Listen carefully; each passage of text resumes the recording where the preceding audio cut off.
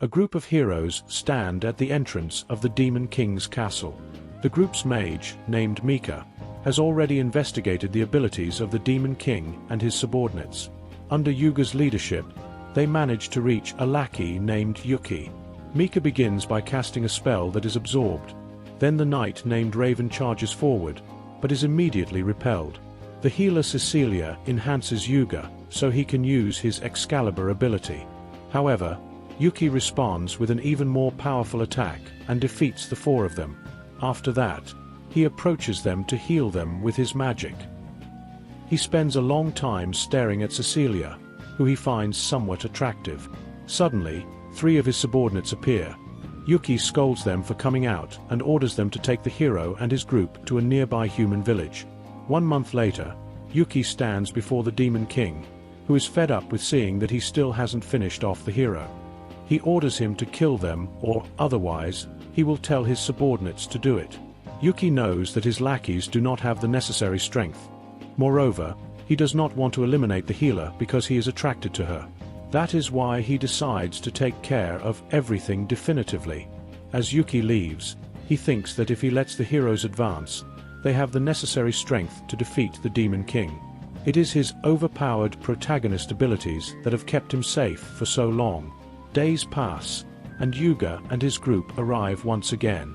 Yuki once again proves that he is still superior, but this time he offers them a deal. He will let them advance to the Demon King if, in exchange, they leave Cecilia with him. Yuga hesitates, and Mika pressures him to make the decision quickly. But it is Cecilia herself who decides to stay for the good of humanity. Yuga and the rest move forward, promising that they will come back later to rescue her. Cecilia does not understand why she is there, but even so, she will fight with all her strength. Without beating around the bush, Yuki tries to explain the situation to her, making it clear that he does not want to kill her.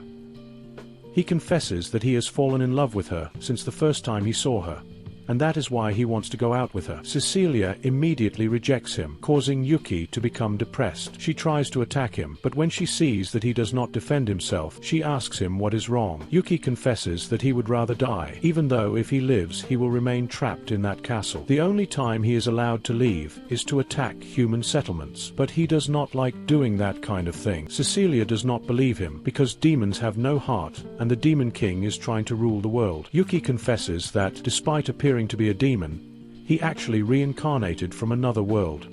Cecilia understands that he is still human on the inside, but she cannot understand why he does not defeat the Demon King if he is so strong. Yuki says that he could do it, but he has not because he would then become the Demon King himself. That is why he has lived locked away, waiting for his death. But since he met her, he has felt alive again after his reincarnation. That is enough for him to be able to die in peace. Cecilia feels empathy for him and invites him not to give up.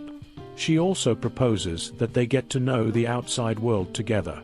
Thus, as expected, Yuga and his group manage to defeat the Demon King with ease. In the Kingdom of Clarines, the king receives them as heroes and gives the necessary thanks to celebrate. Seeing that he is now free, Yuki gets rid of his horn and the next day heads to the Adventurers Guild to register. As in every Isekai, he starts as a simple rank F and must climb all the way up to rank S. He will achieve this through missions, and normally it would take only 1 month to go from rank F to rank E. But you and I know that is not going to happen here, because Yuki, in just 1 week, managed to go from rank F to rank D as if it were nothing. Croman, the one who issued his license, is impressed that he keeps accepting so many contracts at the same time.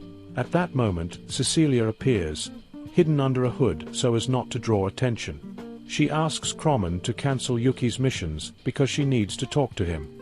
She invites him to her house, where a jealous guard threatens him, but Cecilia puts him in his place. She then lets Yuki in to ask him to leave the Adventurers Guild. She explains that after the fall of the Demon King, some of his lackeys still remain. She also suspects that a conflict between human nations may arise very soon, since the hero is receiving multiple marriage proposals from other countries. The countries are doing everything they can for their own benefit and military power.